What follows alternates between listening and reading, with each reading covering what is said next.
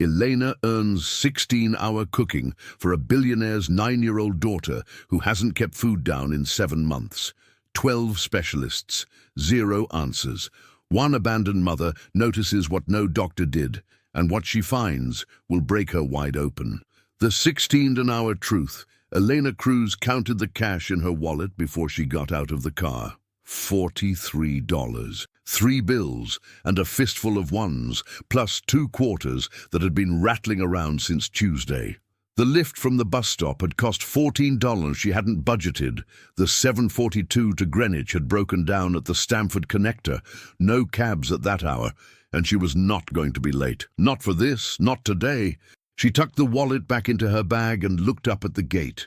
12 feet of wrought iron, mounted between stone pillars as wide as oak trees. The Hargrove estate covered 2 acres. She'd looked it up 3 times on her cracked phone screen the night before. The main house alone was 11,000 square feet. James Hargrove, 43, had made his first billion before he turned 35, and his second before his daughter took her first steps. He was, according to the 3 articles Eleanor had read at the library, methodical and private, and not particularly interested in being understood. Elena Cruz, 38, had $43, a resume she'd printed for 25 cents a page, and a particular talent for being useful in spaces where she wasn't supposed to matter. She pressed the intercom. Name. A woman's voice. Efficient, not unkind. Elena Cruz. 10 o'clock with Mrs. Patterson. The gate swung open. The driveway was longer than the street she'd grown up on in Trenton. Eleanor walked it with her back straight, her good shoes kept wrapped in a plastic bag at the bottom of her closet and worn only when it counted, making a clean sound on the stone pavers. The roses on both sides stood at identical heights, trimmed to a ruler. Someone cared very much about appearances here, or paid someone else to care for them. Mrs. Patterson met her at the service entrance. 62, silver hair pulled tight against her head, a ring of keys at her hip that jangled with each step. She shook Elena's hand with both of hers, a small, warm gesture Elena hadn't expected from a house like this. Chef Renato recommended you very highly, Mrs. Patterson said, leading her through a kitchen larger than Elena's entire apartment. A commercial range with 8 burners, 2 center islands, a walk-in refrigerator the size of a studio. He said you have a gift for difficult situations. I've cooked through medical cases before, Elena said. Pediatric allergies, post-surgical recovery, eating disorders. She kept her voice professional, level. She needed this job with a desperation she could not afford to let show. What are we working with here? Mrs. Patterson stopped at the first island and lowered her voice. Lily is 9 years old, 7 months of severe abdominal pain, intermittent, unpredictable. She's been seen by 12 specialists, 2 gastroenterologists, a pediatric allergist, a GI specialist from Yale New Haven, a nutritionist, a pediatric psychologist, and several others. She folded her hands. No confirmed diagnosis, no consistent inflammation markers, nothing structural. What does she eat now? Whatever she can tolerate that day. Some days it's plain rice and broth. Other days she manages more. The last chef introduced an elimination protocol. A careful pause. Lily stopped eating entirely until he left. In the way 9-year-olds discharge people. A faint smile. Precisely. She's done it 4 times in 7 months. Can I meet her? She heard the girl before she saw her. A soft, controlled breath from the kitchen doorway, quickly swallowed. Not a child surprised by pain. A child who had learned to manage it quietly and hated being watched while she did.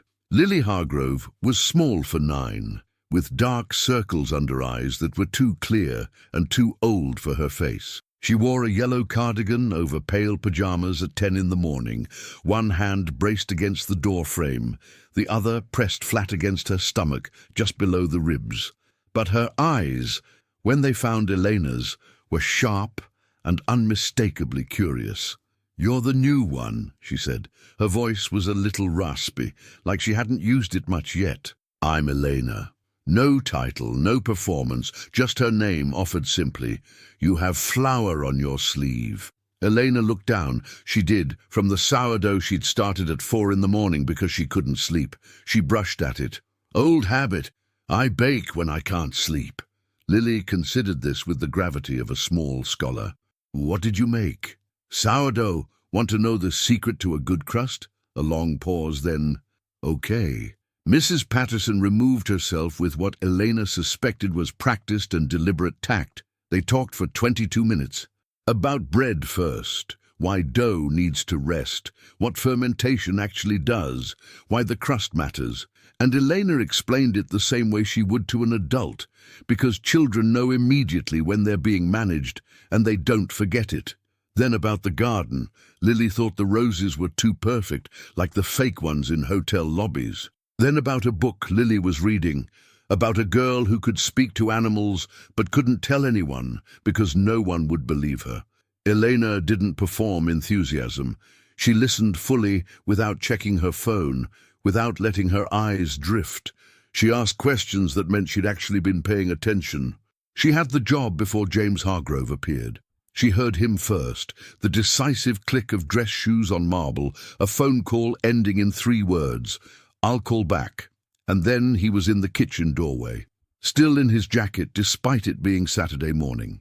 He stopped when he saw his daughter sitting at the island across from a stranger, both of them leaning slightly forward in the posture of a conversation that mattered. He was tall. That was the first thing. And tired in a way that no suit could fully hide. Lines around his eyes that didn't belong to a 43-year-old man, that belonged to 7 months of unanswerable questions. He crossed directly to Lily, one hand going to her shoulder. How are you feeling? My stomach hurts, but less than before. A pause. Elena says it might be because I eat too fast when I'm nervous. His eyes moved to Elena, the kind of look that assesses quickly and says, who are you and why should I trust you? She held it evenly. Mr. Hargrove, Elena Cruz. She offered her hand. Did Mrs. Patterson cover the arrangement? The basics. I'd want to talk more with you and with Lily before I plan anything. Food and pain are connected in ways that take time to map properly. I'd want 2 weeks before I could honestly tell you whether I'm actually helping. Something shifted behind his eyes. Every other candidate promised results in 3 days. They were lying to you, Elena said. He looked at her for a long moment. Then, can you start Monday? She started that afternoon. Elena had worked in enough wealthy houses to recognize the difference between a home and a display. The Hargrove estate was, for the most part, a display. High ceilings, precisely arranged furniture, rooms that appeared to have been decorated to impress rather than comfort. But the kitchen was different. Someone had taped a child's drawing to the refrigerator. A lopsided house with a yellow sun in the corner and 2 stick figures holding hands. And on the cabinet door near the lower shelf, a small smear of grape jelly that no one had wiped. Someone had let Lily be messy here, at least once. That smear told Elena more about the household than the 12 specialist reports. She was cataloguing the pantry, labeling, checking expiration dates, noting what was missing and what shouldn't be given to a child with gut issues, when she heard a different car in the driveway. Not James's. Something European and quiet. She looked through the kitchen window. Serena Vale stepped out of a black Porsche Cayenne in a cream blazer over champagne silk, her hair catching the afternoon light with the ease of someone who had arranged it with professional help. She was 35, beautiful in a structured, deliberate way, every element of her appearance chosen and placed with intention. She moved up the front walk with the quiet authority of someone who had decided a long time ago that rooms belonged to her. Lily was sitting on the front steps with her book. Serena walked past her without looking down, not without seeing her. She glanced at the girl, the way you glance at furniture you've already accounted for. Then she went inside. Elena stood at the pantry shelf for 3 full seconds. Then she went back to work. Dinner that first night was simple by design. Roasted chicken with rosemary from the kitchen garden, rice cooked in chicken broth, steamed carrots with a small amount of butter, no garlic, no heavy dairy. Elena made all portions smaller than requested because she'd watched Lily's eyes track the size of the plate before she ever looked at the food itself. She plated Lily's separately and cut the chicken into pieces without being asked. "I didn't ask for it cut," Lily said. "I know, try it that way. If you hate it, I'll bring you a whole piece." Lily ate 11 bites. Mrs. Patterson told Eleanor quietly while clearing that this was the most Lily had eaten at dinner in 3 weeks. Serena, seated across from James at the long dining table, moved through her meal without acknowledging it. She talked about a property viewing in Aspen, a charity gala the following Thursday, a mutual friend's recent engagement. She spoke with the ease of someone who had never needed to fill silence. She simply chose to speak when she felt like it. Elena brought dessert to the sideboard, plain yogurt with a drizzle of honey for Lily, sliced fruit for the table. "The chicken was a little salty," Serena said. Her tone was measured, almost helpful. "Lily's gut is sensitive. I've done quite a bit of research on clean eating protocols for children with chronic GI issues, and sodium is—" "Mama used to add salt," Lily said quietly. She was looking at her yogurt, running her spoon in slow circles, going nowhere. Her voice was factual and low, the way she said things she'd said to herself many times. "She said food without salt is just sad." The table went quiet.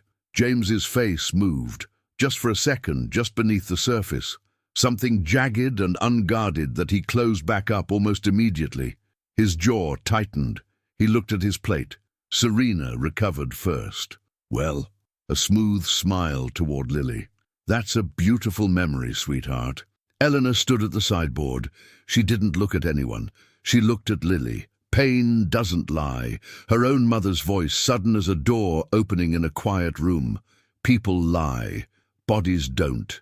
When you want to understand someone, forget what they say and watch what they do when they think no one is looking. Lily was still stirring her yogurt in slow circles. The way you move when you're somewhere else entirely. Elena filed this away. All of it. At 11:47 that night, she was at the kitchen island writing her first set of observations in the small notebook she always carried. Food consumed, physical reactions, timing, behavioral patterns, context. When she heard it. A low, controlled sound. Not quite crying. Smaller than that. The sound of someone who had learned not to ask for help too loudly. She found Lily in the hallway outside her bedroom, sitting with her back against the wall, knees drawn up to her chest, both arms wrapped around her middle. The yellow cardigan again, collar pulled up. On her knee, balanced with care, sat a small figure made of pale blue paper, an origami butterfly, folded with a precision that had no business belonging to a 9-year-old's hands. Elena sat down on the floor beside her without asking permission. Lily didn't tell her to leave. "How bad is it? 1 to 10. Elena kept her voice quiet and matter-of-fact. 7. Honest. No performance in it. "Where exactly?" Lily pressed 2 fingers just below her navel, slightly left of center. Elena nodded. She did not say "it'll pass" or "let's get your dad" or "try thinking about something nice." She knew something about certain kinds of pain, that they needed to be witnessed more than they needed to be solved, that sitting still beside someone in the dark was sometimes the only help worth offering. They stayed quiet for a moment. The house was very still. Somewhere far off, through the walls, she could hear the low murmur of a television. "My mom used to make these," Lily said. She smoothed the origami butterfly with 1 finger, slowly. Matter-of-fact. The way children are matter-of-fact about enormous things. "She taught me before she—" A breath, a small reorganization. "Before. I make them when I can't sleep." Elena looked at the butterfly.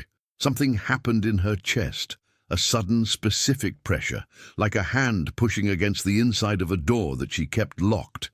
"What color did she use?" she asked. Lily blinked. She'd clearly never been asked that. "Yellow. She always did yellow. She said yellow was the color of things that were going to be okay." "My mother taught me too," Elena said quietly, offered carefully like something breakable. "The same folds. I used to make them." She stopped. There was no good way to finish the sentence. It's been a long time. Lily studied her with the directness children use when they're deciding whether to trust you, not performing the evaluation, just doing it. Why did you stop? Eleanor's hand moved toward her collarbone, toward the hollow where she used to wear a small gold locket, a photo inside that she hadn't been able to look at in 4 years. She caught the motion, brought her hand back to her lap. I think I forgot, she said, or I was afraid I'd do it wrong. Lily considered this for a moment with the gravity it deserved. Then she held out the blue butterfly. Elena took it. It was perfect. Every fold clean, every angle exact and deliberate. Made the way someone teaches you when you're very small, when your hands are learning the shape of something they'll never entirely forget. Exactly the way Sophie used to make them. The thought arrived without preparation. It hit her somewhere below the sternum and stayed there. She held the butterfly carefully in her palm and gave Lily a smile, the kind that takes something from you. Thank you. You can keep it. Lily was already pulling a fresh square of paper from the pocket of her cardigan, beginning the first fold. I always make more.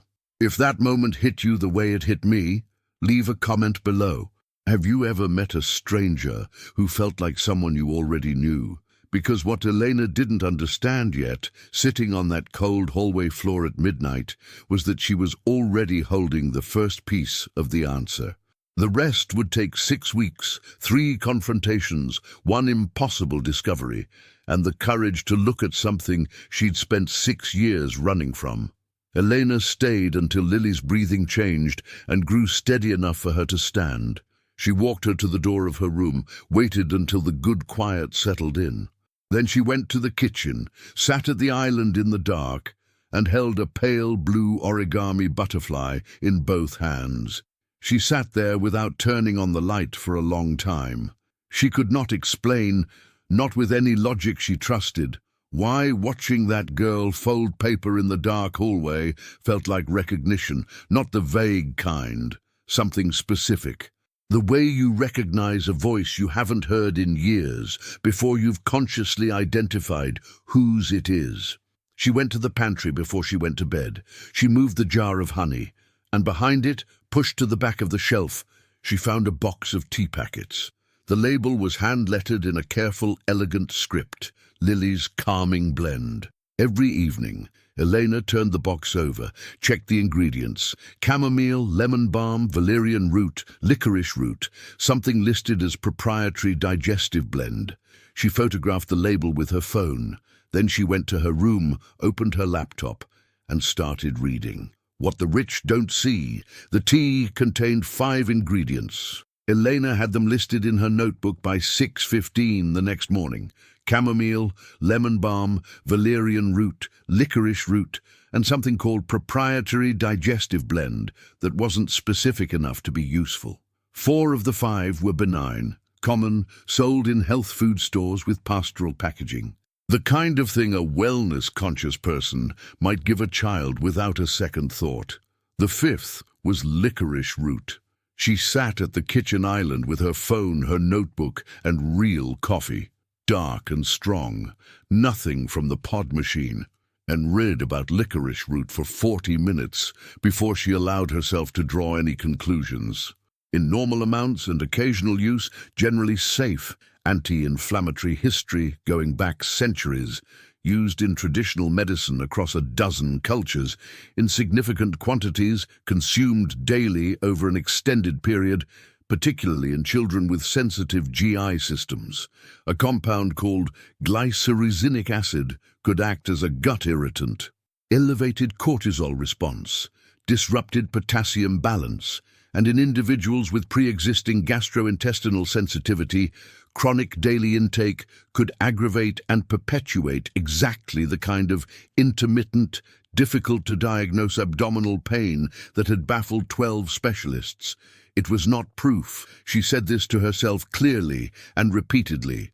It was correlation, pattern, a compound with known effects in a child with exactly those symptoms consuming it in double-packet doses every single evening. She checked the purchase date on the box. 4 months ago.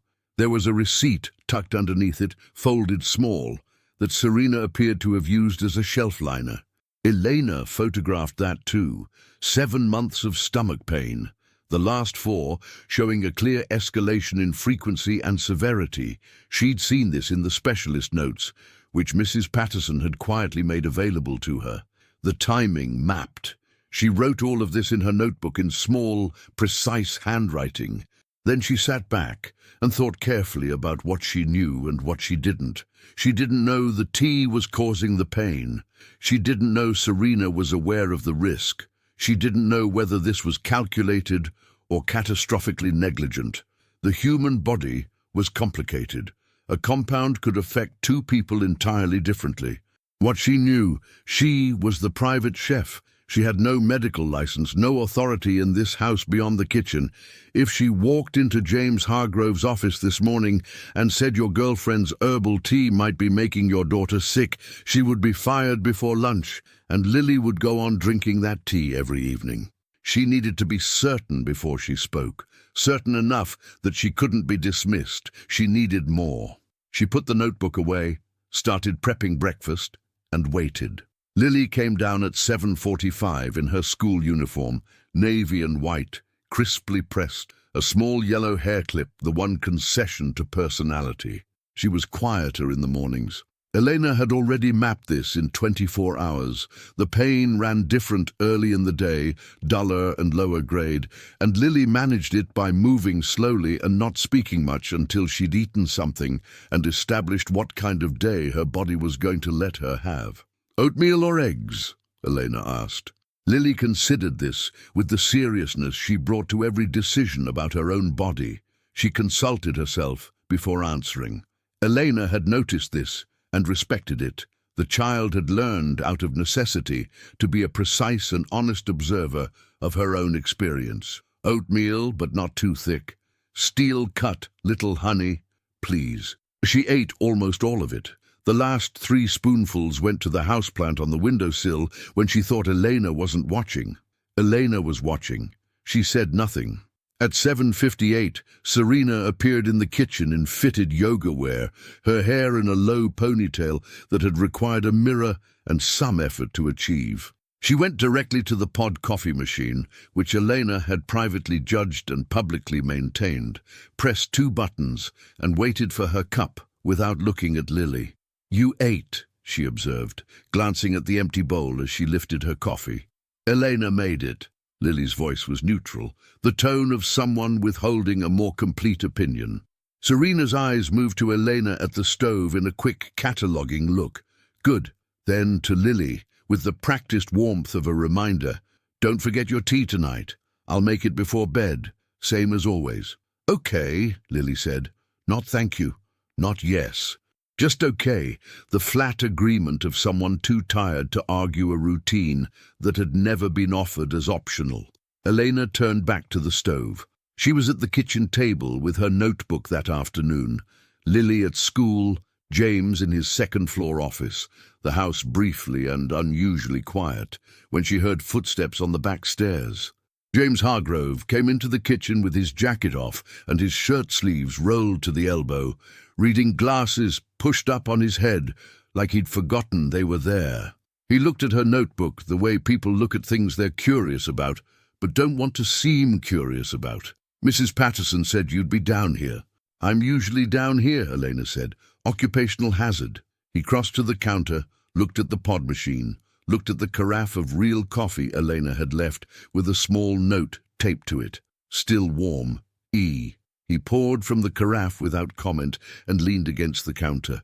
"What are you writing?" "Observations, Lily's patterns, what she eats and when, how long after eating the pain comes, what precedes it, what follows, whether there's a behavioral component, stress, interaction, environment."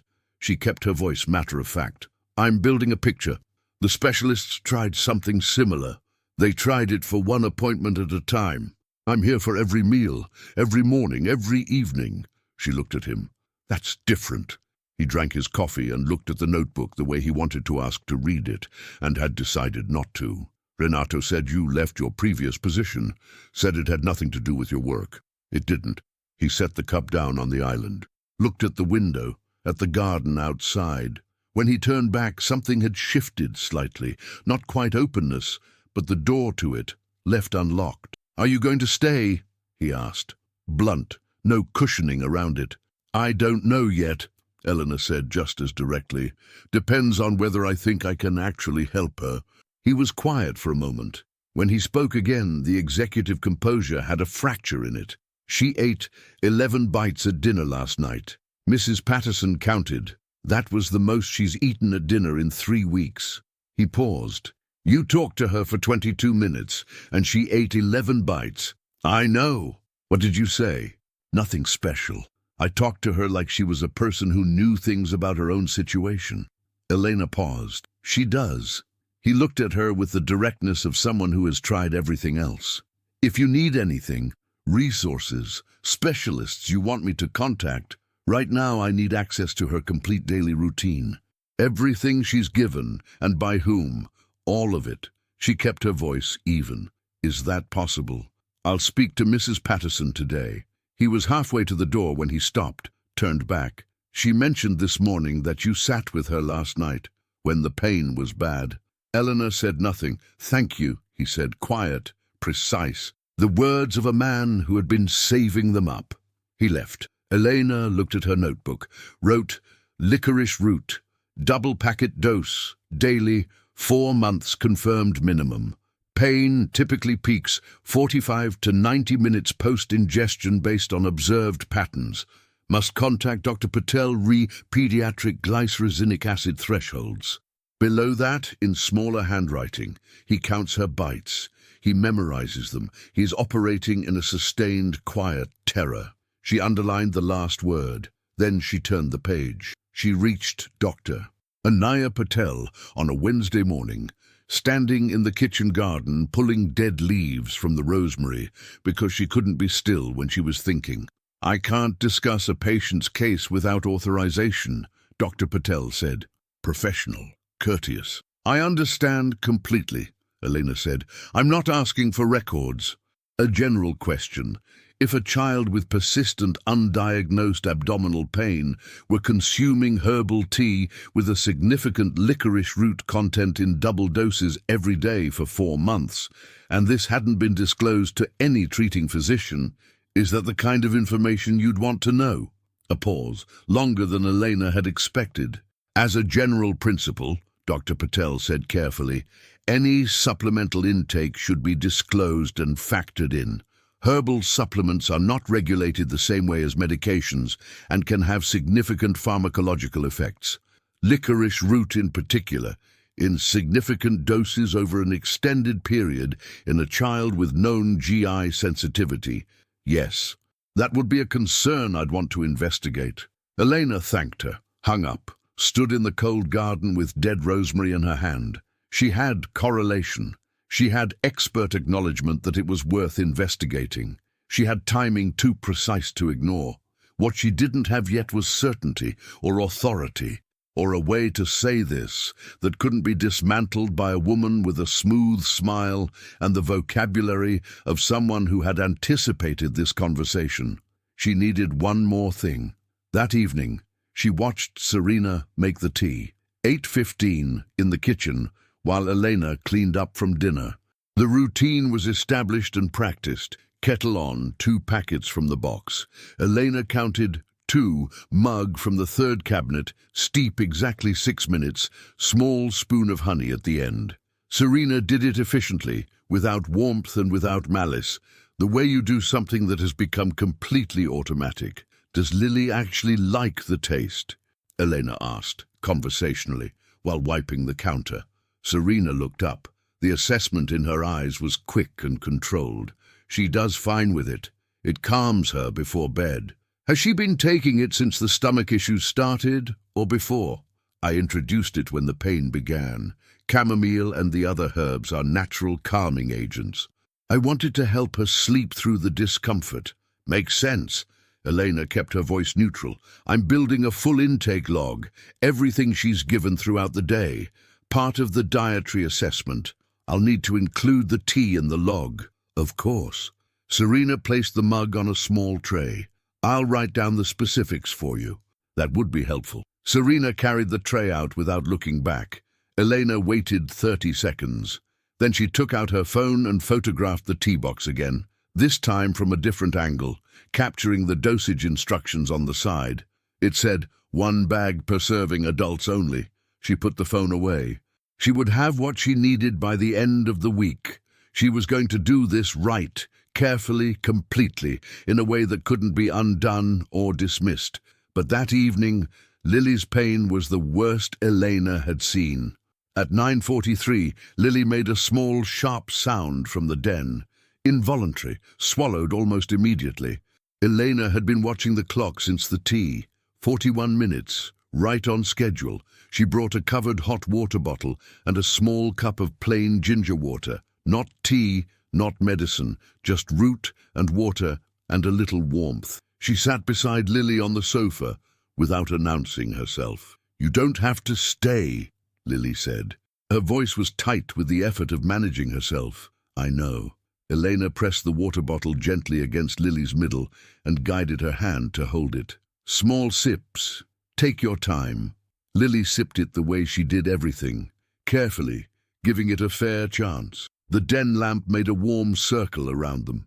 Beyond the windows, the October night was fully dark. "You count," Lily said after a while.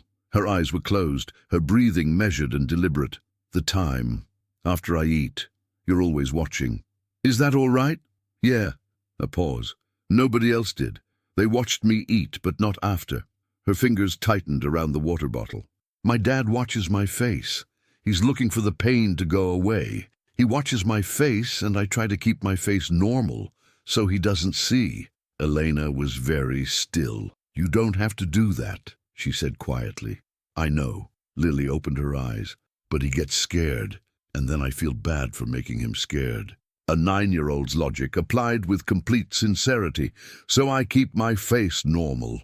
Elena looked at this child, 9 years old, managing her own physical pain, while simultaneously managing her father's fear of that pain, and felt something tighten in her chest that wasn't pity.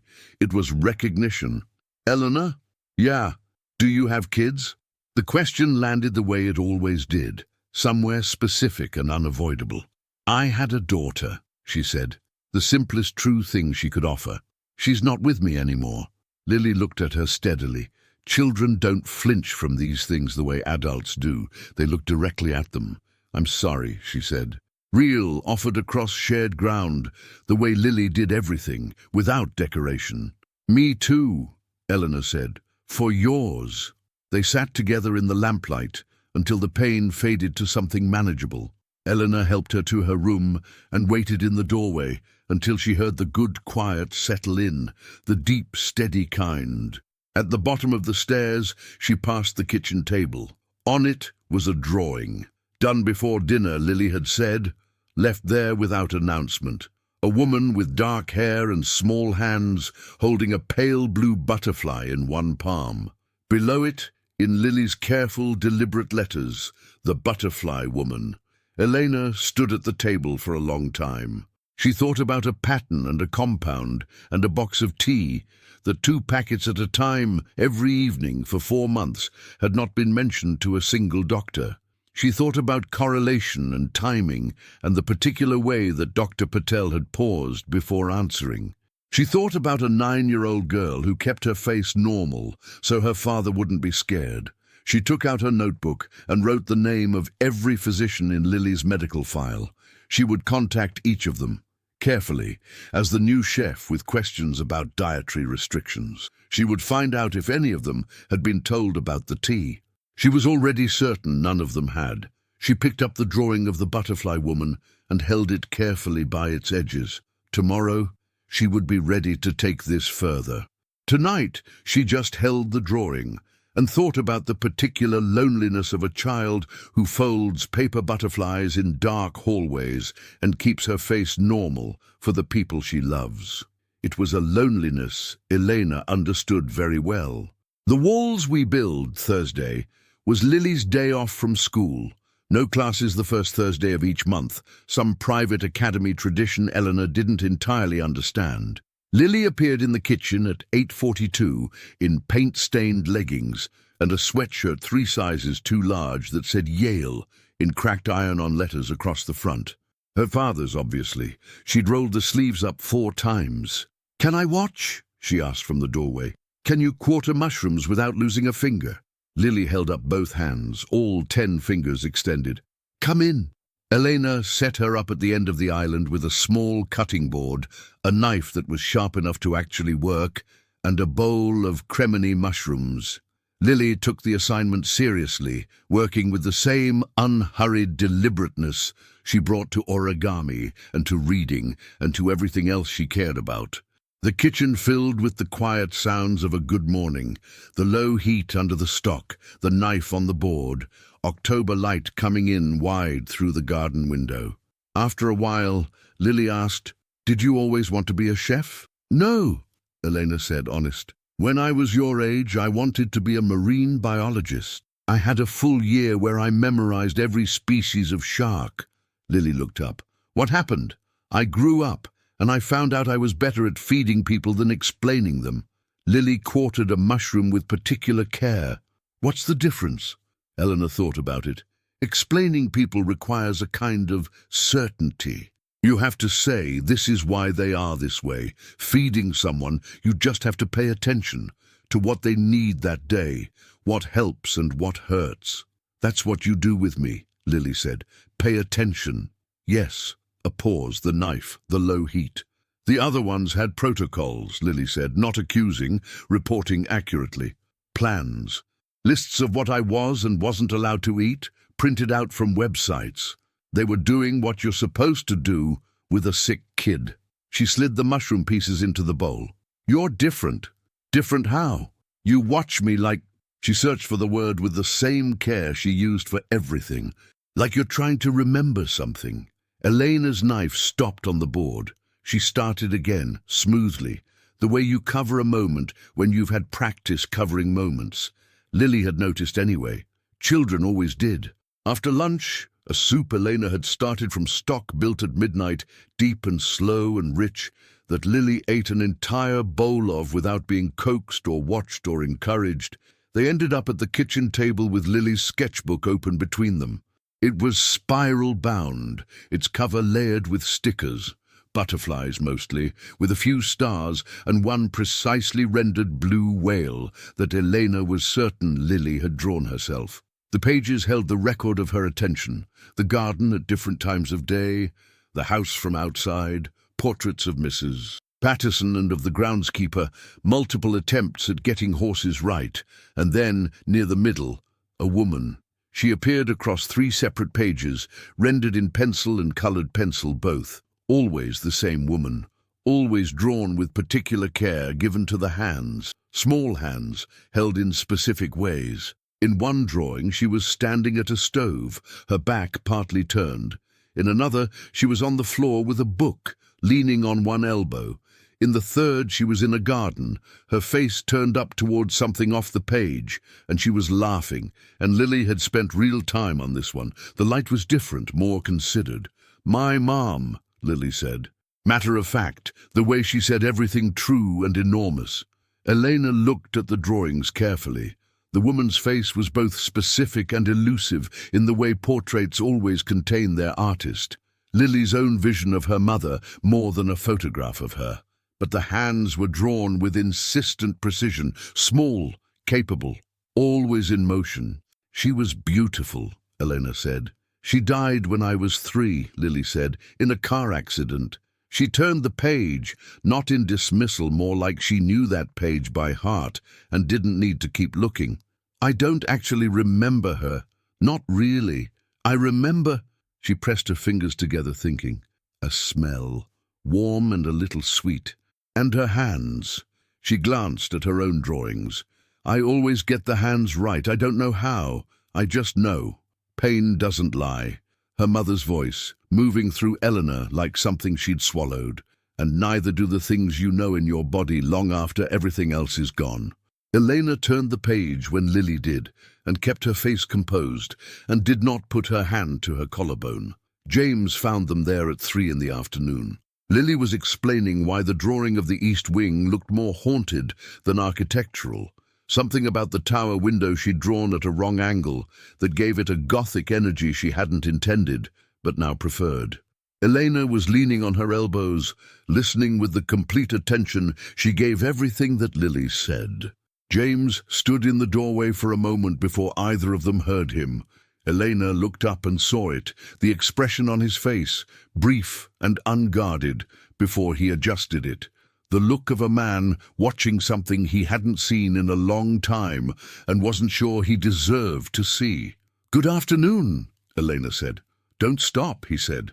He came into the kitchen, poured water from the counter jug, leaned against the island. Lily continued explaining the tower, turning the sketchbook so Eleanor could see the angle more clearly. Later, after Lily had taken her book to the den window seat, after Eleanor had set the bread to rise and tidied the island, James came back. He sat down at the kitchen table with the controlled collapse of a man who had been upright since before 5 a.m. and was approaching the structural limits of that effort. "She ate a full bowl," he said. "She did, and she's been in there for an hour without—" He stopped. "It's been a quiet afternoon." "Yes." He looked at his hands flat on the table. "What are you doing differently?"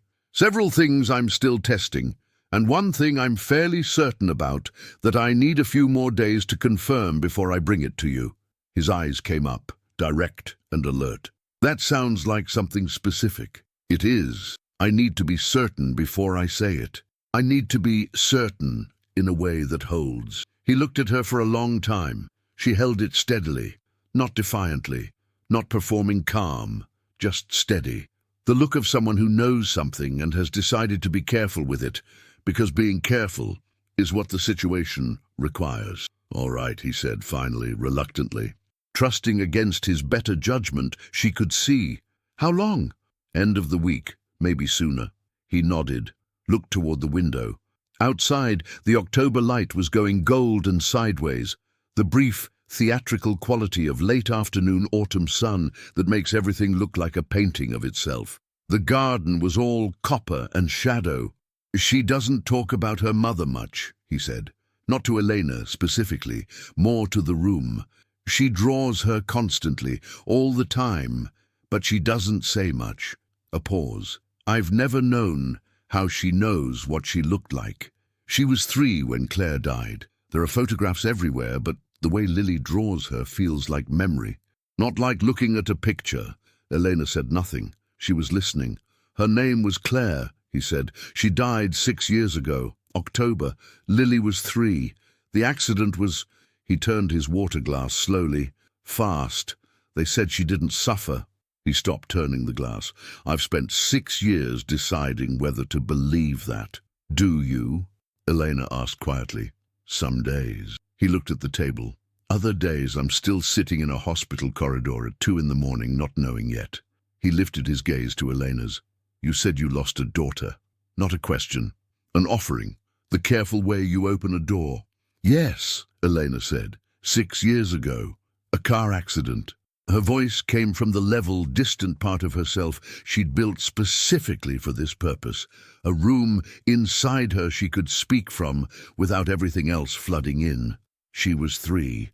The coincidence sat between them like a physical weight on the table. 3 years old, 6 years ago, October. James looked at her, not with calculation, not with pity, with recognition. "I'm sorry," he said, "the real kind, the kind that doesn't try to fix anything." "Me too," Elena said.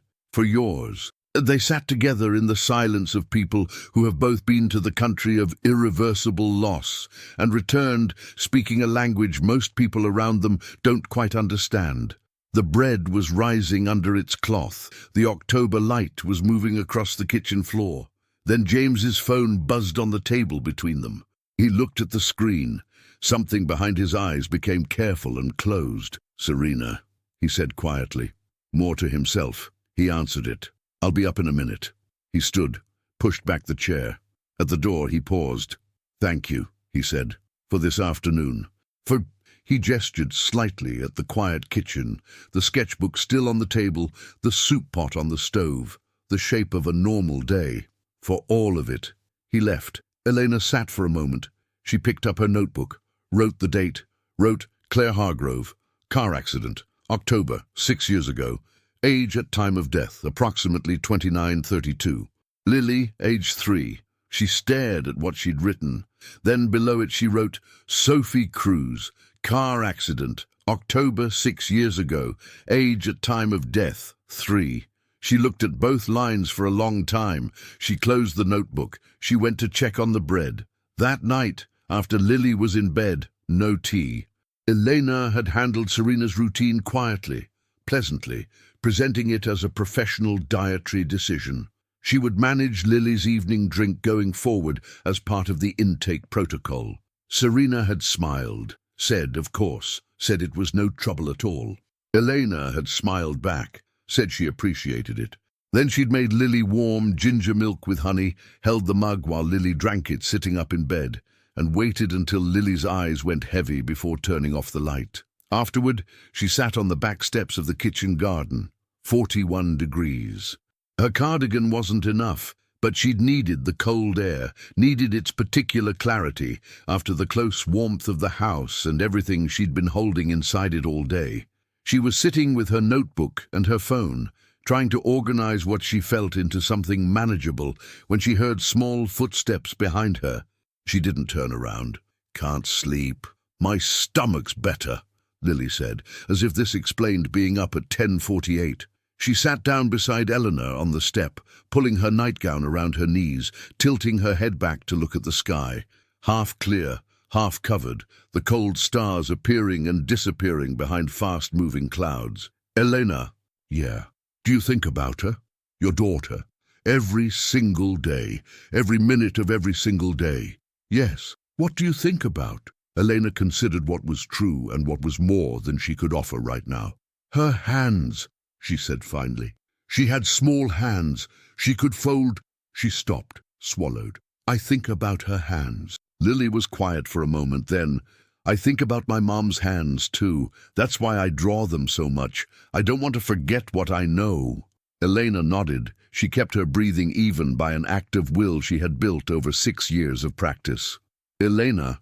Yeah, I found something. Lily's voice changed, quieter, careful, the tone she used for things she wasn't sure were hers to tell. In Nellie, my stuffed elephant. She reached into the pocket of her nightgown. It was inside, in the stuffing. I don't know how long it's been there. She hesitated. It felt like a secret someone left for me. Is that weird? No, Elena said, that's not weird. Lily held it out. It was a locket, small and oval, gold, on a thin chain so delicate it nearly disappeared in Lily's palm.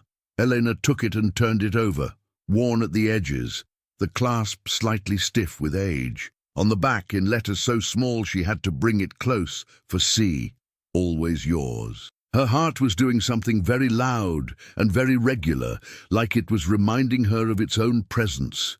She opened the locket. Inside, a photograph. Small, old, slightly faded at the edges.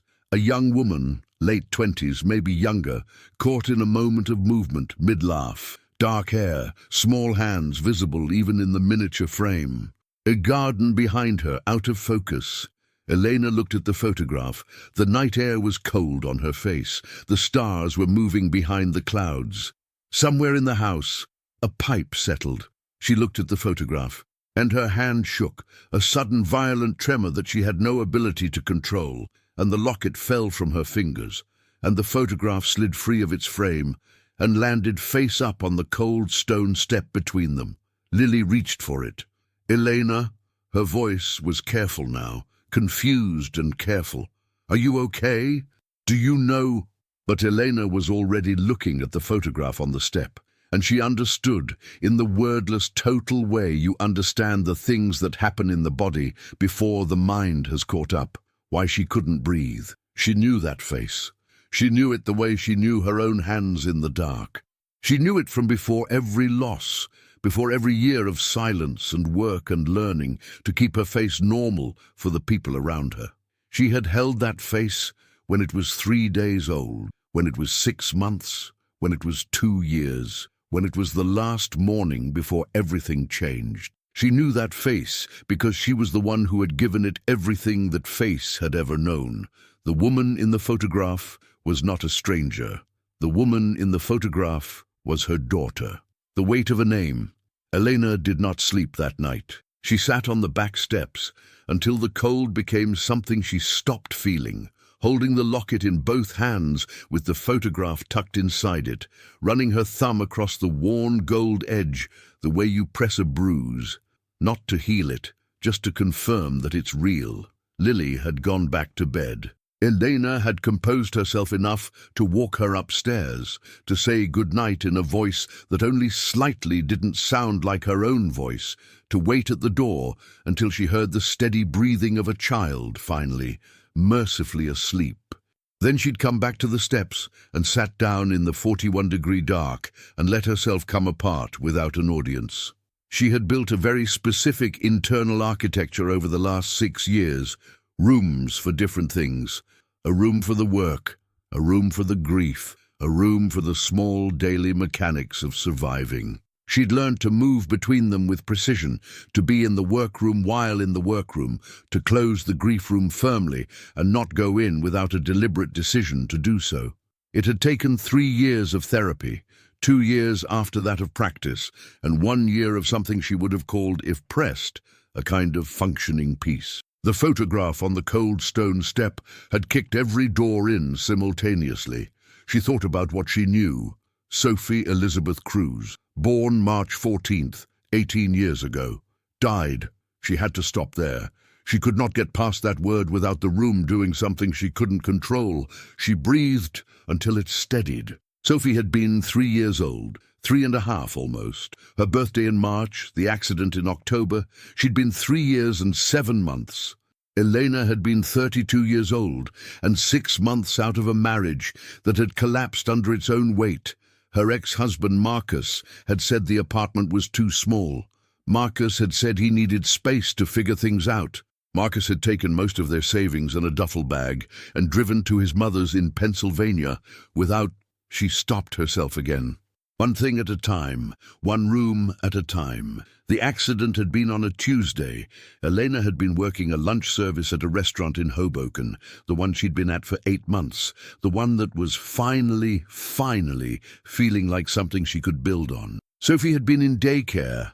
A woman named Dolores on the 3rd floor of their building watched Sophie 3 days a week while Eleanor worked. When the phone rang during the meat course, Eleanor had almost not taken it. The number was unknown, and she was mid-plate. She took it, the hospital, an accident on Route 18. A car that had run a red at significant speed. The car Sophie had been in was a black Honda. The driver identified as... She had run the remaining 6 blocks from the restaurant without her coat. The hospital had told her that Sophie was gone before she arrived. They had also told her one other thing that she had not understood at the time, that had not cohered into meaning until 6 years later, sitting on a cold stone step, holding a gold locket. The other vehicle involved, the car that had run the red, black, late-model sedan, the driver initially unaccounted for in the chaos of the scene.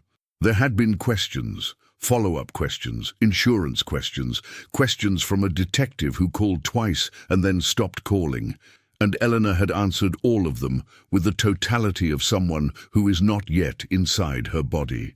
She had answered them from the grief room, the only room available to her for a very long time. She had never known the driver's name. She had never asked. She had not been capable of asking. She looked at the locket. She opened it again. The woman in the photograph, late 20s, not quite 30, she thought now, looking more carefully. The hair dark, longish, the laugh unguarded, caught in motion, the garden behind her. And the hands held a certain way, both of them slightly extended, the posture of someone who's been asked to hold still for a photo and is already in motion towards something else. For C, always yours, C. Claire Hargrove. James had said, she died 6 years ago, October. Elena had said, because the coincidence was simply a coincidence. The world was full of terrible Octobers, me too, 6 years ago. A car accident. She sat with what she had. If this was what it appeared to be, the implications were... She put the thought away. She was not going to run ahead of her evidence. She had come this far by being careful, by building things she could hold. She was not going to abandon that now. She was going to do what she had always done, look directly at the thing in front of her, document what she knew, and wait until she was certain.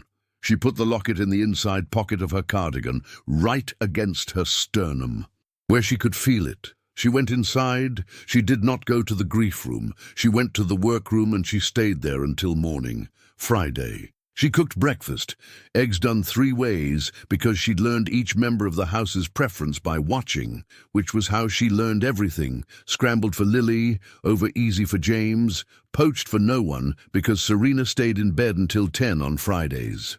She watched Lily eat 7 bites of egg and 4 bites of toast, and call it a good morning. She watched James drink his coffee standing at the window with his phone in his hand, looking at it without appearing to read it. The phone as a prop, something to hold, while he looked at his daughter across the kitchen and counted something she didn't know he was counting. She watched the household with the particular attention of someone who now understood that every observable fact was a piece of something she hadn't yet fully assembled. After breakfast, while Lily was in the den with her book, Elena found Mrs. Patterson in the small office off the main hallway. "Mrs.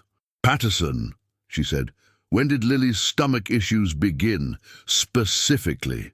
The housekeeper looked up. Careful assessment, the same kind Elena had been receiving since her first day. The appraisal of someone who had watched a lot of people come through this house and developed a finely calibrated sense of their intentions. 7 months ago, she said, early March. Was there anything that changed in the household around that time? Any new routines, new supplements, changes to her environment? A pause that was 1 beat longer than a neutral pause. Serena had been with Mr. Hargrove for approximately 2 months at that point, Mrs. Patterson said. Her voice was precise and uninflected, the voice of someone who had made a decision to answer truthfully while inflecting nothing. She became more involved in Lily's daily routine around that time. Elena nodded.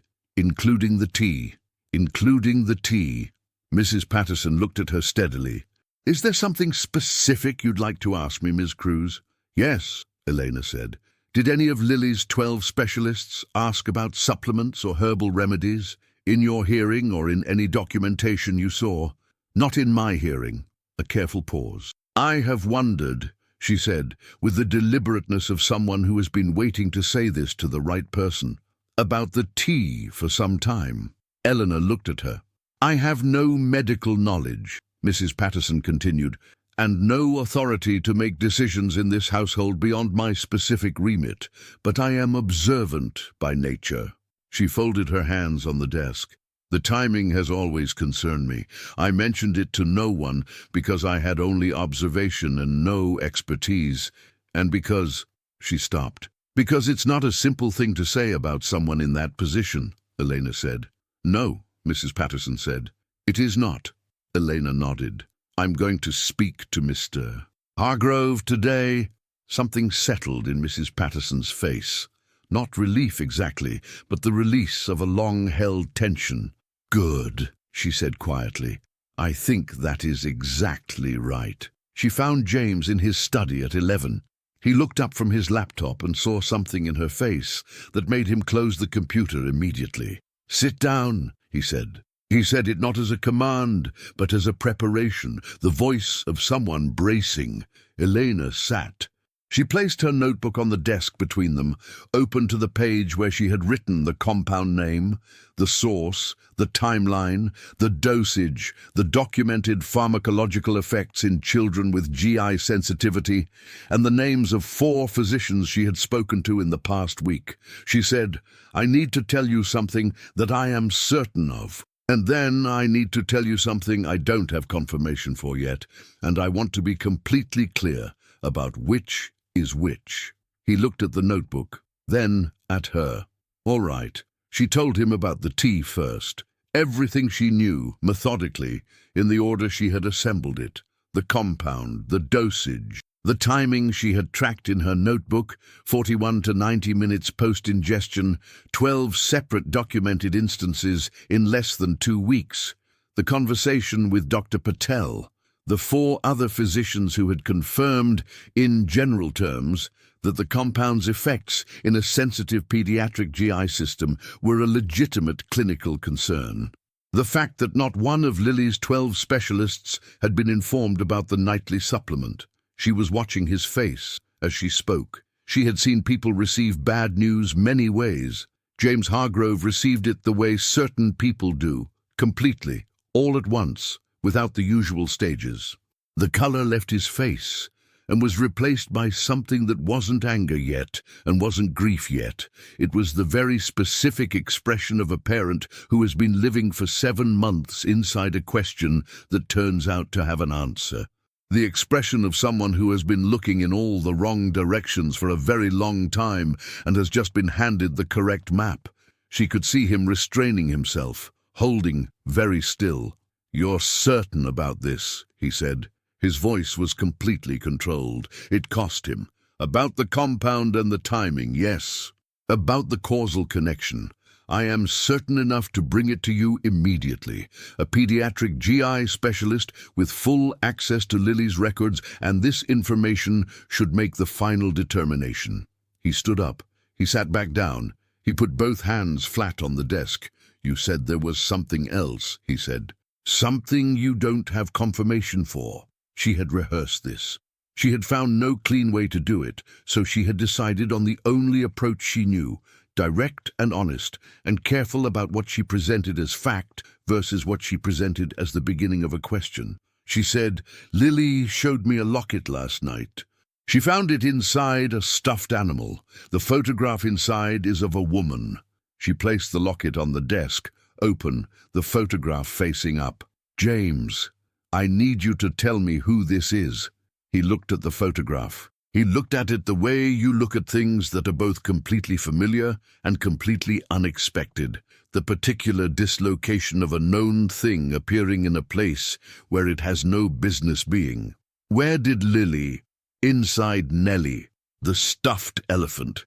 Elena kept her voice steady. "She found it days ago and didn't show anyone. She showed me last night." A pause. "James, I need to know. Who is this woman?" He picked up the locket. He turned it over and read the inscription on the back. "For C, always yours." His jaw tightened. "It's Claire," he said. "My wife, Lily's mother." He looked at Elena. "This locket was lost in the accident. I thought it was. I spent months looking." He stopped, set the locket down very carefully, like something he might break. "It was hers. She wore it every day. Where has it been?" "Inside a stuffed elephant," Elena thought. "Hidden inside a stuffed elephant that a 3-year-old was carrying the day of the accident." She opened her mouth to ask the next question, the question she had been assembling for 12 hours, carefully, from separate pieces that had only just begun pointing at each other. And Serena's voice came from the hallway, clear and carrying, on her phone, her heels ringing on the marble. "No, I'm handling it. James doesn't know yet. I told you, I need more time." The voice stopped. Elena and James were both completely still. The footsteps that had been moving toward the study stopped, then resumed, faster. Serena appeared in the study doorway in a cream cashmere sweater and tailored pants, her phone now gone. Her eyes moved from James to Elena, to the open notebook to the locket lying on the desk between them, and something shifted in her face. A subtle, immediate recalibration, not guilt, something more controlled than guilt. The expression of someone running through options. "What's this?" she asked, smooth, curious, the voice of someone who has nothing to be concerned about and wants you to know it. "Sit down," James said. His voice was very quiet and very flat. The voice of someone who has decided to be still until they understand the full shape of what they're looking at. "James." "Sit down, Serena." Not a request. She sat, and Eleanor looked at the woman in the chair across the desk and thought, "I am not going to run ahead of what I know. I am going to say what I am certain of, and nothing more.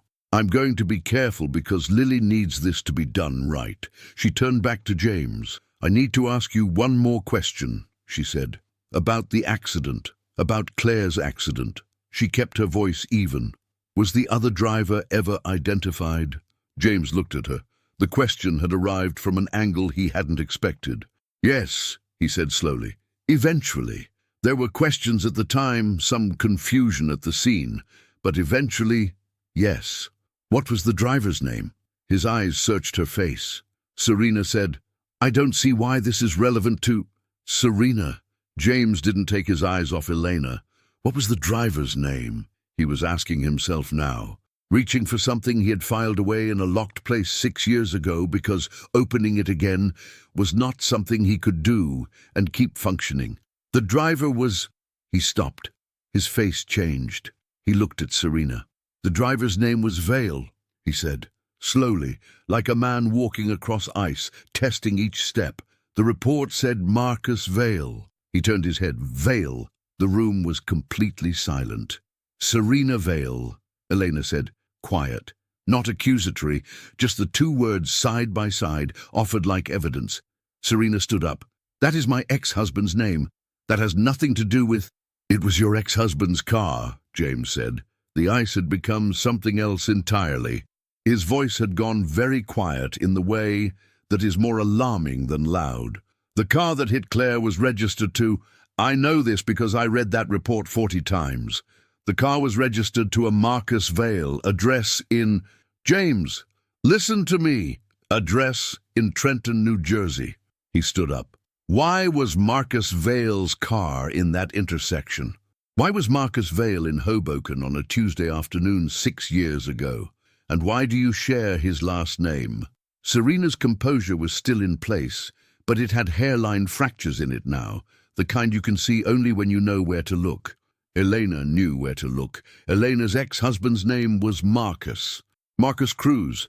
She had kept her maiden name when they married. He had kept his when they divorced. His last name had not been Vale. It had been Ortega. But she had known, in the 6 years since, that he had not been alone that Tuesday. That the insurance investigators had found a passenger in the vehicle, a woman, unidentified in the initial reports, who had left the scene before the police arrived. She had never known who the woman was. She looked at Serena Vale. She looked at the woman who had been in that car. The woman who had sat at this table, drunk coffee from this kitchen, prepared tea every evening for a 9-year-old girl, and said nothing. For 7 months, said nothing. Watched Lily double over in pain night after night and said nothing. Watched James move through his days, carrying the weight of a question that had no answer, and said nothing. Elena pressed both hands flat against the desk. She had promised herself she would be careful. She had promised herself she would not run ahead of what she could prove. But there was one more thing she needed to know. One thing that would close the last door or blow it off its hinges. James, she said. Lily's mother. Claire. She picked up the locket one last time, held the photograph where he could see it. How did Claire die? What exactly happened in that accident? His face had gone very pale. She was taken off life support after 4 days, he said. Mechanical now. The voice of someone reciting something worn smooth with repetition. She never regained consciousness. The impact was... He stopped. They said it was fast. She felt nothing. Elena closed the locket. I need to tell you, she said, who I am, completely. Who I was before I came here. As she looked at James and then at Serena, and then at the door through which she could hear, faint and peaceful in the distance, the sound of a 9-year-old girl turning pages in a book. My name is Elena Cruz. I came here because Lily needed help, and because Lily needed help in a way that no one else had been looking at. She set the locket on the desk with great care. And because 6 years ago, on a Tuesday in October, my 3-year-old daughter Sophie was killed in a car accident in Hoboken, New Jersey. The room held its breath. Sophie was in a car that was hit by a black Honda sedan. The driver was Marcus Ortega, my ex-husband. He'd changed his insurance beneficiary name by that point to a previous surname. A pause. Ortega is not his birth name. He was born Marcus Vale. Every molecule of air in the room stopped moving. Marcus Vale was Serena's ex-husband, Elena said. And Marcus Vale, using my ex-husband's car, registered to him during our marriage, was driving the vehicle that killed Claire Hargrove. She looked at Serena. And there was a passenger in that vehicle, Elena said. A woman who left the scene. The silence lasted exactly 4 seconds. Then Serena stood and walked to the door, not running, nothing as imprecise as that, just a controlled and rapid departure. And James said, in a voice she had never heard from him before, low and absolute, "Don't!" The truth, out loud. She stopped, not because James moved, not because Elena spoke. She stopped because James's voice had a quality in it that made stopping the only option that existed, not rage.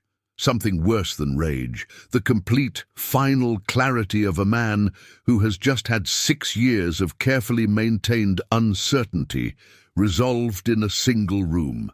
James Hargrove did not raise his voice. He walked to the doorway and stood in it, and he looked at Serena and he said, "You were there." Not a question, not an accusation with a question mark at the end.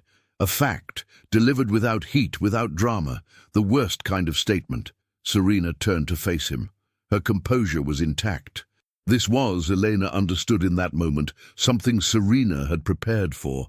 Not this exact configuration, not Elena, not the locket, not the converging lines, but some version of this conversation had existed in her planning for a long time. Her face was arranged in the particular way of someone who has a prepared answer and is deciding whether it's still the right one. "James, listen to me. You were in the car." He was very still. "You were with Marcus. You were in the car that hit Claire." "I didn't know we didn't know who it was. We didn't stop because Marcus was..." Something cracked in the composure. Just a fracture, controlled immediately. "It was an accident. We panicked. That's the truth. You panicked." His voice was completely level, the level of deep water. "And then you came into my life, and you stayed in my life, and you have sat at my table for 9 months, and you said nothing. I met you at that gala. I didn't know who you were at first. I didn't make the connection until when?" A pause. "Until the 3rd date." Her voice was low now, something in it that might have been genuine. By then you had already decided to stay." His hands were at his sides, both of them. He looked at them. "And the tea," Serena's chin lifted. "The tea had nothing to do with... You have been giving my daughter a supplement with a known GI irritant in double doses every night for 4 months, without telling a single doctor." His voice didn't rise. It went quieter. "While she screamed in pain, while I sat in specialists' offices being told there were no answers, while she stopped eating and stopped sleeping and stopped..." He stopped himself, pressed his lips together hard. "While all of that was happening, was it intentional?" "No." Fast, direct. The first completely unguarded thing she'd said. "No. I was trying to help her. I didn't know. I wasn't aware of the compounds. I was genuinely trying..." She looked at Elena now, and something unexpected and complicated moved across her face. Not hatred. Something closer to recognition. "I didn't know." Elena looked at her. She believed the part about the tea. She held this carefully. She didn't know what she believed about the rest. She stood at the edge of the room and did what she had always done. She watched, she documented in her mind, and she waited for the thing that hadn't happened yet, because something in the shape of this scene, the architecture of it, told her that the most important thing hadn't happened yet. Then footsteps. Lily, in the doorway, her book under one arm, looking at the 3 adults in the study, with the particular alertness of a child who understands that something is wrong before anyone explains what. She looked at her father's face first, because that was the measure, that was always the measure, then at Elena, then at Serena. She said, "What happened?" There are moments that exist in the space between a question and its answer, moments where what you say next will be true for a very long time. Elena had been in a few of those moments. She knew their particular quality. The way everything became very still and very clear, the way peripheral sound dropped away, the way the only thing that existed was the sentence you were about to speak and the person you were about to speak it to. James looked at his daughter. His 9-year-old daughter in the oversized Yale sweatshirt and paint-stained leggings, who had been managing her own pain to protect him, who had been folding origami butterflies in dark hallways for 6 years, who had looked at her own drawings of her mother's hands and said, "I don't want to forget what I know." He crossed the room and went to her. He kneeled down, right down to the floor on one knee, so he was at her level, and he looked at her face and he said, "I need to tell you something hard, and I need you to know that whatever it is, you're okay. You're going to be okay. Do you understand?" Lily looked at him, examined his face with complete concentration. "Is it about my stomach?" Partly." He took her hands in both of his. "The tea that Serena has been making for you, Elena found out that something in it might be making your stomach hurt. One of the ingredients. We're going to stop it immediately and take you to Dr. Patel and get everything checked out." He paused. "How does that sound?" Lily blinked, processing. "So the tea is why it hurts." "We think so. We're not certain yet. We need the doctors to confirm, but probably, yes." Something moved across Lily's face, a slow, complicated expression that went from confusion through something like anger and arrived at something very tired and a little broken. "All this time," she said quietly, "we didn't know." Elena figured it out. He glanced up at Elena, just briefly, just one look, and then back to Lily. She figured it out. Lily looked at Elena too, long and direct. "There's something else," she said. She said it to her father, but she was still looking at Elena.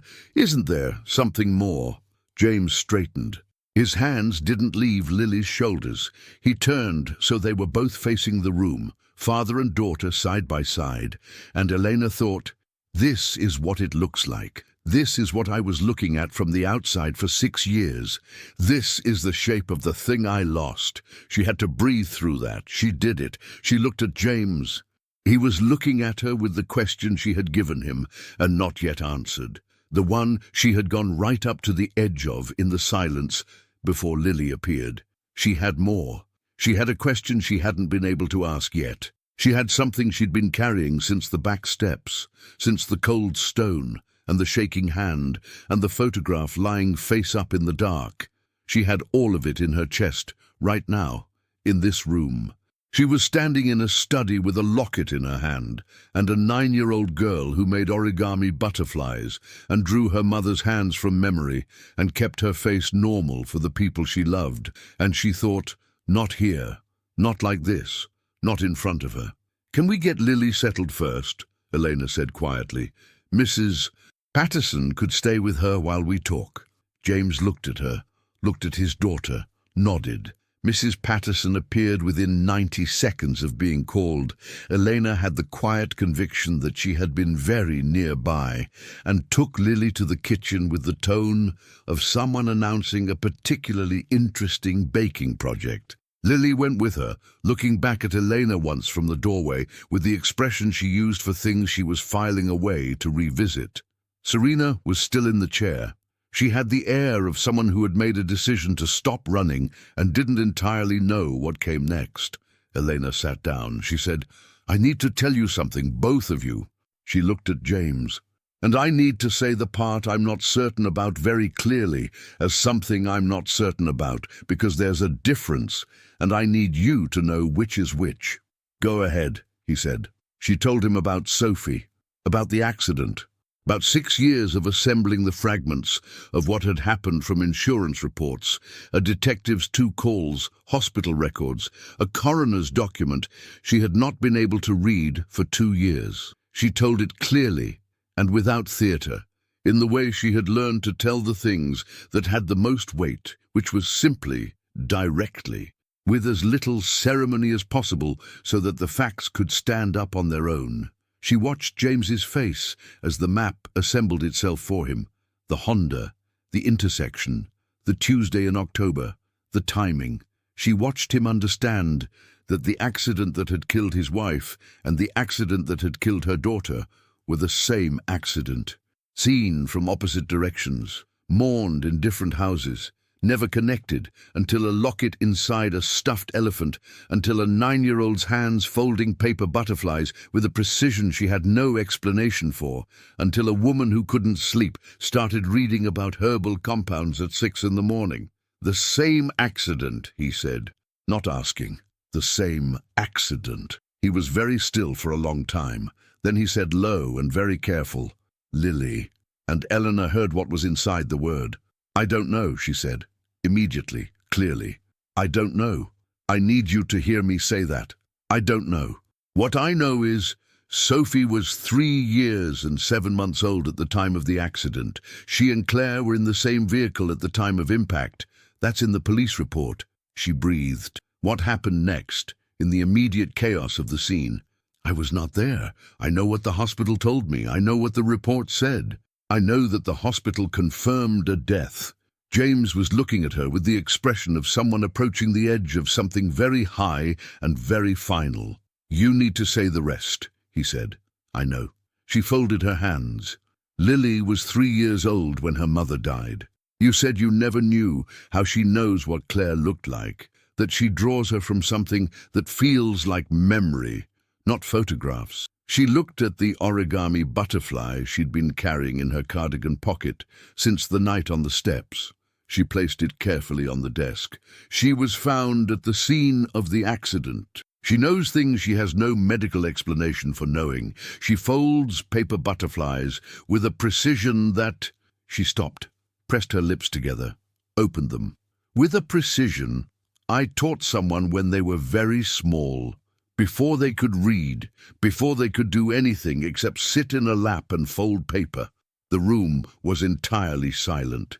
James reached out and picked up the origami butterfly from the desk. He turned it over. He looked at the folds, each one clean, each angle exact. He turned it the way you turn a thing you need to understand completely before you let yourself believe it. "There is a blood test," Elena said quietly. "A simple one, a cheek swab. It can be done by any doctor." James set the butterfly down. He looked at Serena. She had been completely still during all of this. Her face had undergone a change that Eleanor couldn't entirely characterize. Not shock, something older than shock. The expression of someone watching something that has been submerged for a very long time rise slowly to the surface. "The woman in the car," James said to her, very quiet. "You were in the car when it happened." "Yes," Serena said. Her voice was barely audible. "In the immediate aftermath, the scene, what did you see?" A very long silence. "There was a child," Serena said, "in the car that was hit. We thought she was—" She pressed her lips together. "There was so much confusion. People were there very fast. We ran." She looked at her own hands. "I have thought about it every day since, about leaving. I have thought about it." Her voice gave way. She rebuilt it. "When I met you, I thought I would tell you. I told myself I would find the right time. And then—" She stopped, looked at James, looked at him with the full weight of everything she had not said. "I was afraid." The room held this. And then James said quietly and with complete finality, "I need you to leave." Serena stood. She looked at Elena, one last, long, searching look, the kind that wants to say something and doesn't know where to start. She left without saying it. The house settled. Elena sat across from James in the study, and outside the window the November afternoon had gone grey and still. She could hear, distantly from the kitchen, the sound of Mrs. Patterson and Lily, and something that was very probably a baking project of the ambitious variety.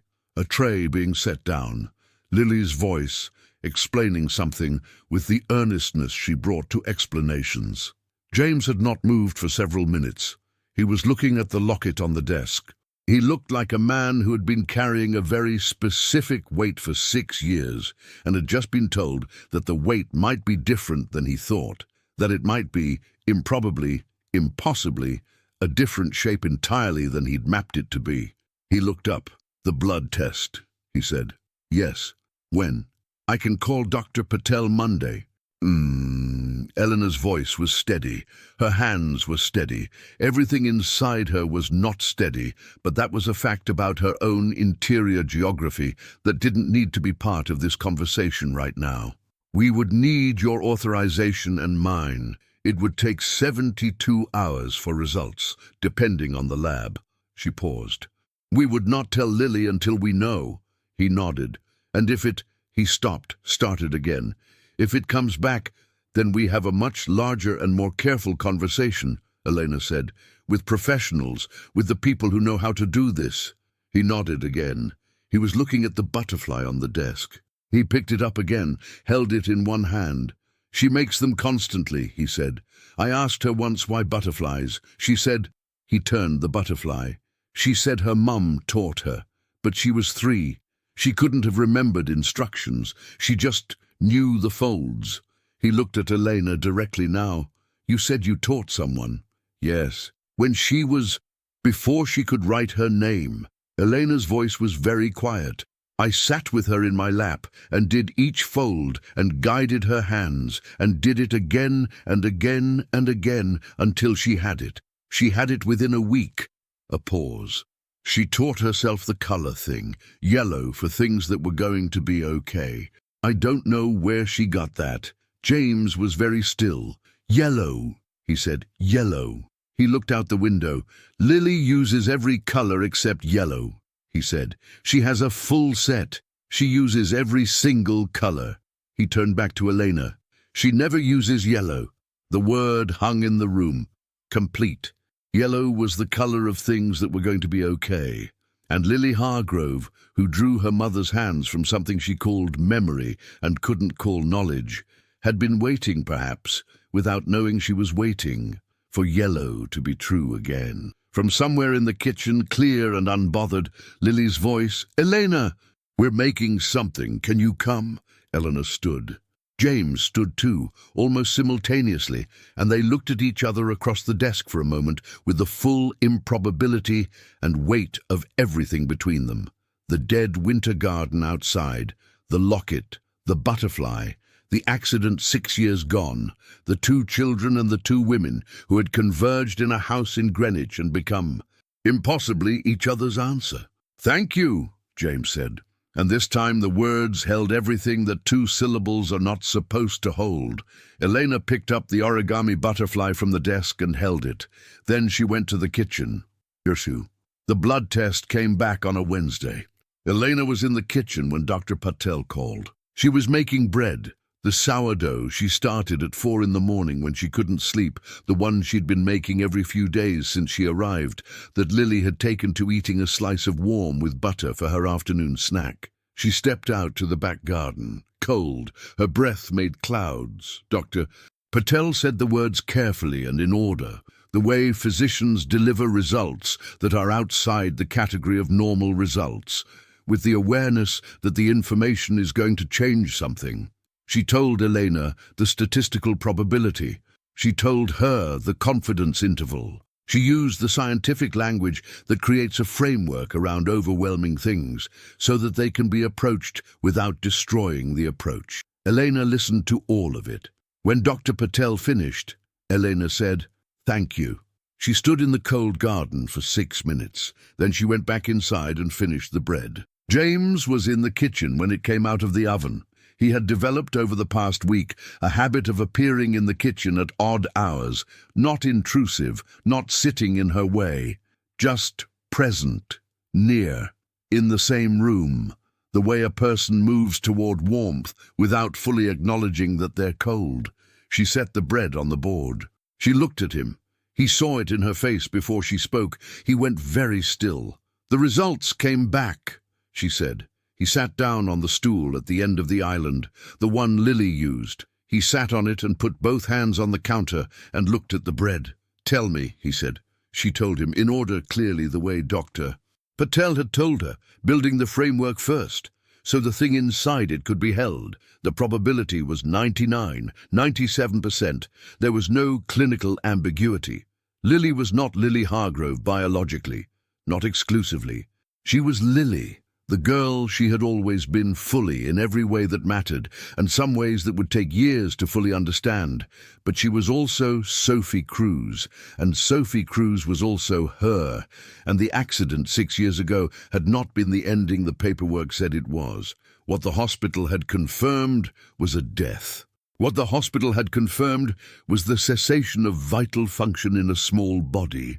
What had not been confirmed, what had been lost in the chaos of 2 critical patients and 1 adult death, and an overwhelmed emergency department, and a mother who arrived 6 minutes after the confirmation, destroyed, unable to ask anything, was the specific identity. 2 mothers, 2 children, 1 accident, 1 child who hadn't made it, 1 child who had been stabilized and transferred and treated, and had, in the absence of any immediate next of kin present at the scene, been placed in the interim care of a hospital that had matched her to the name on the intake form for the woman they believed to be her mother, Claire Hargrove, who died on a Thursday afternoon, 4 days later, without regaining consciousness.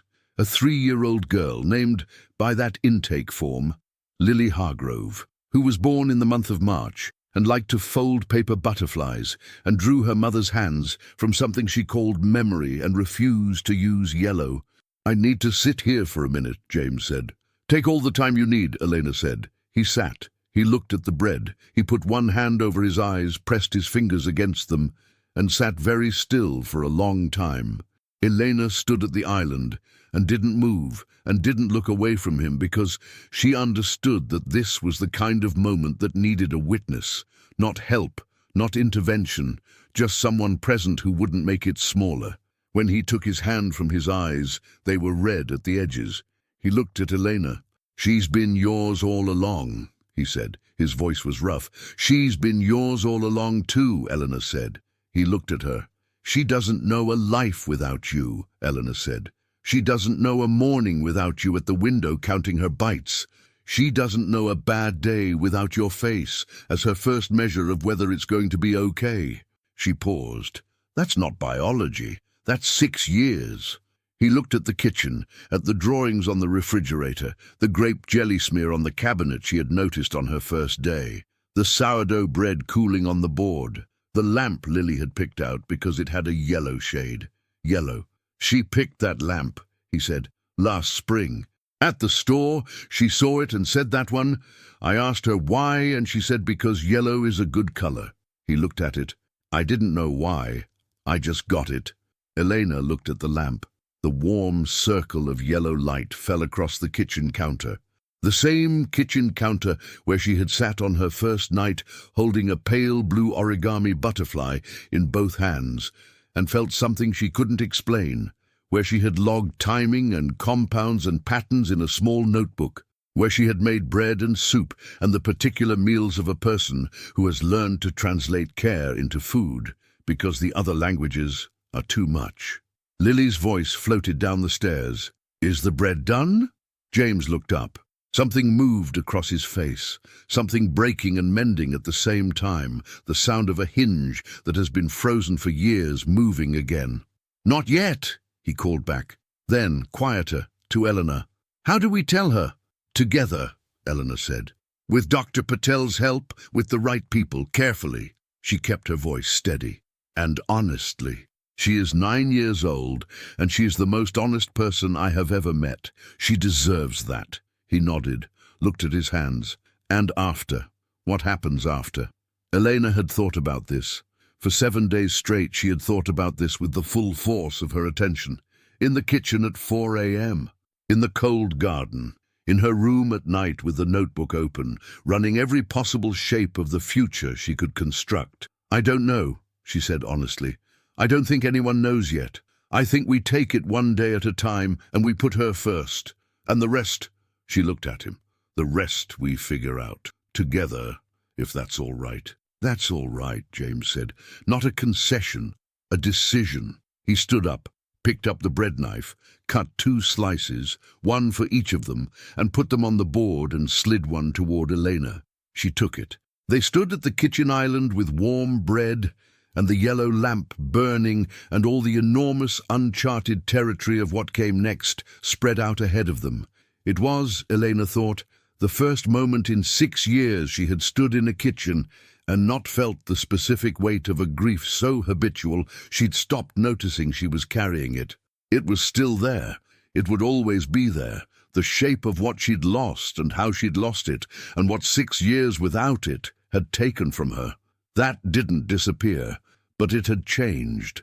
It had become something she could put down and pick up again, something she could carry differently. Lily's footsteps on the stairs, quick, familiar, the sound of a child who has decided that waiting has gone on long enough. She appeared in the kitchen doorway with her sketchbook under one arm and her hair coming loose from its ponytail and the Yale sweatshirt enormous around her.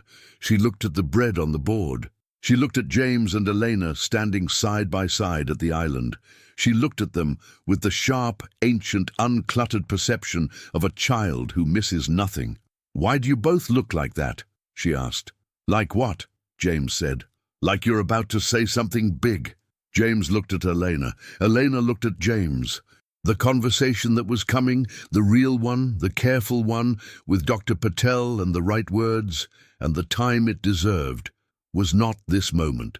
This moment was not that conversation. This moment was bread and yellow lamplight and a 9-year-old in the doorway of her kitchen. "Come here," James said. Lily came. She let him pull her into a hug that was tighter than usual. She registered this. She always registered everything.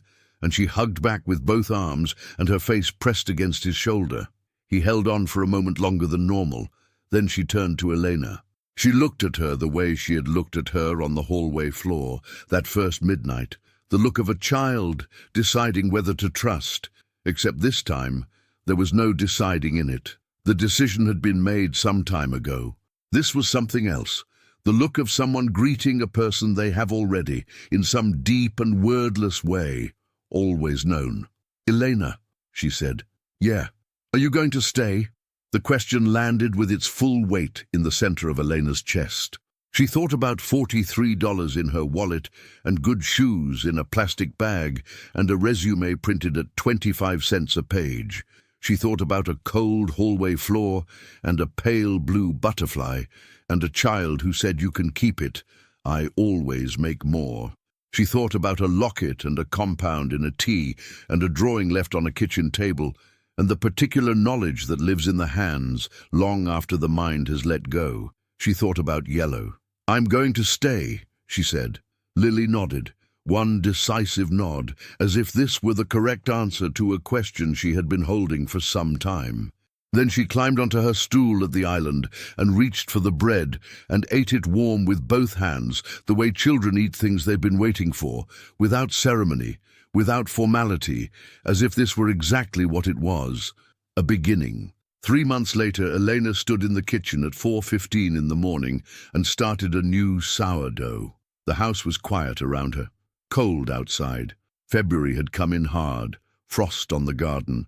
The roses wrapped in burlap. Inside, the yellow lamp was on. It was always on now.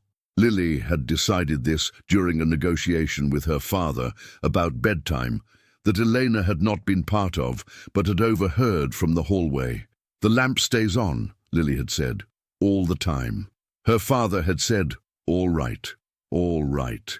Elena worked the dough with her hands, feeling the resistance and the give of it, the living quality of something that changes as you handle it. Flour on her sleeve before she'd been at it 5 minutes. Old habit. She heard footsteps on the stairs, not the quick footsteps of 9-year-old impatience. These were slower, adult, unhurried. James appeared in the kitchen doorway. No phone, no jacket. Barefoot, which she had never seen before, which made him seem more himself somehow. He looked at her at the island, at the flower on her sleeve. "You always do this," he said. "I always can't sleep," she said. He came in, poured water, not coffee. It was too early even for him.